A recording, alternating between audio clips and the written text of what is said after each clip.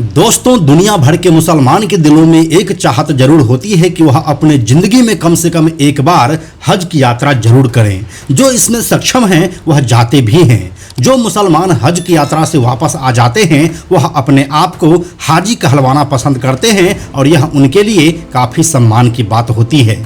लेकिन इस बार हज की यात्रा के दौरान एक अनोखी चीज देखी जा रही है जो आज से पहले कभी नहीं हुआ था। इस बार हज पर गए लोगों में 1000 से ज़्यादा की मौतें हो चुकी है। इस मौत का वैसे तो सबसे बड़ा कारण हीट वेव यानी कि भीषण गर्मी को बताया जा रहा है, लेकिन क्या यही काफ़ी है इतनी मौत के लिए या वजह कुछ इससे भी ज़्यादा डरावनी है? आइए आपको बताते हैं सब कुछ आज की इस वीडियो में। हेलो एंड नमस्कार, मेरा नाम है प्रशांत और आप देख रहे हैं बेजोड़जोरा.com का यूट्यूब चैनल। दोस्तों, सबसे पहले हम आपको बताते हैं कि आखिर ये हज होता क्या है। तो हम आपको बताते चलें कि इस्लाम धर्म में 5 फर्ज में से एक फर्ज हज है। मान्यताओं के मुताबिक हर मुस्लिम व्यक्ति को जीवन में कम से कम एक बार इस फर्ज को पूरा करना होता है। ऐसा कहा जाता है कि साल 628 में पैगंबर मोहम्मद ने अपने 1400 शिष्यों के साथ एक यात्रा शुरू की थी। ये इस्लाम की पहली तीर्थ यात्रा बनी और इसी यात्रा में पैगंबर इब्राहिम की धार्मिक परंपरा को फिर से स्थापित किया गया। इसी को हज कहा जाता है। हर साल दुनिया भर के मुस्लिम सऊदी अरब के मक्का में हज के लिए पहुंचते हैं। हज में 5 दिन लगते हैं और ये ईद उल अजहा यानी कि बकरीद के साथ पूरी होती है। सऊदी अरब हर देश के हिसाब से हज का कोटा तैयार करता है। इनमें इंडोनेशिया का कोटा सबसे ज़्यादा है। इसके बाद पाकिस्तान, भारत, बांग्लादेश, नाइजीरिया का नंबर आता है। इनके अलावा ईरान, तुर्की, मिस्र, इथियोपिया समेत कई देशों से हज यात्री यहाँ पर हर साल आते हैं। हज यात्री पहले सऊदी अरब के जद्दाह शहर में पहुँचते हैं और फिर वहाँ से वह बस के जरिए मक्का शहर में जाते हैं। इस साल सऊदी अरब में हज यात्रा के दौरान भीषण गर्मी के कारण 1000 से अधिक हज यात्रियों की मौत हो गई है। इनमें से 98 भारतीय भी शामिल है। हालांकि हज यात्रा के दौरान इतने बड़े पैमाने पर गई लोगों की जानों को लेकर सऊदी अरब की व्यवस्था सवालों के घेरे में आ गई है। मिस्र ने हज यात्रियों को मक्का ले जाने वाली कंपनियों के लाइसेंस निलंबित कर दिए हैं, तो वहीं कुछ हाजियों ने स्वास्थ्य व्यवस्था पर सवाल उठा दिए हैं।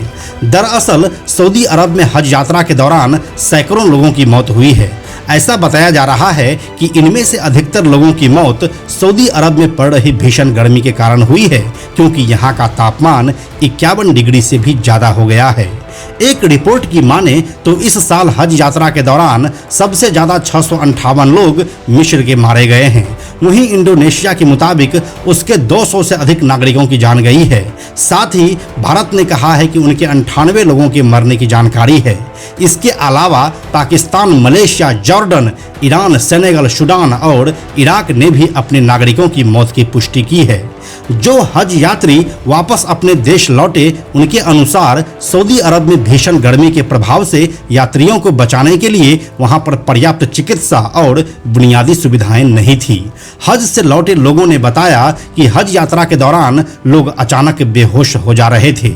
उन्होंने कहा, घर लौटते समय रास्ते में मैंने कई हज यात्रियों को मरते हुए देखा।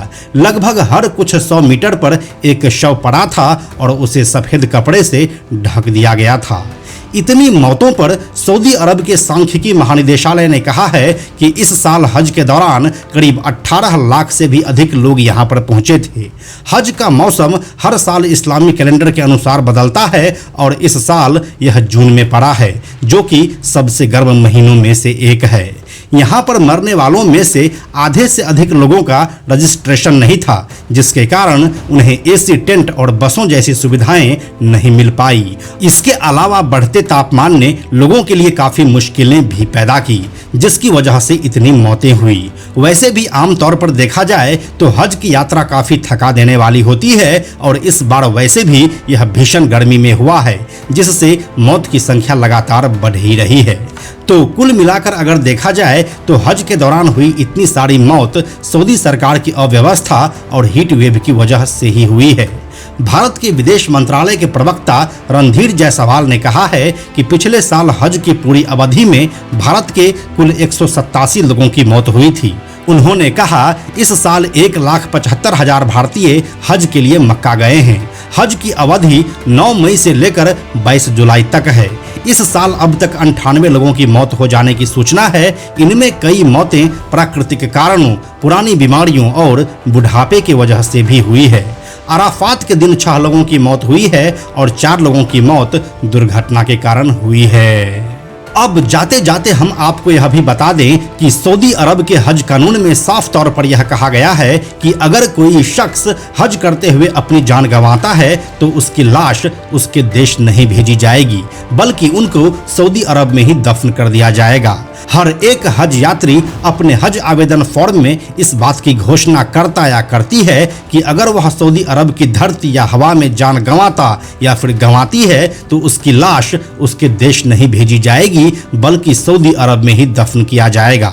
अगर इसके बारे में परिवार में किसी की ओर से आपत्ति जताई जाती है तो उसे भी नहीं माना जाएगा।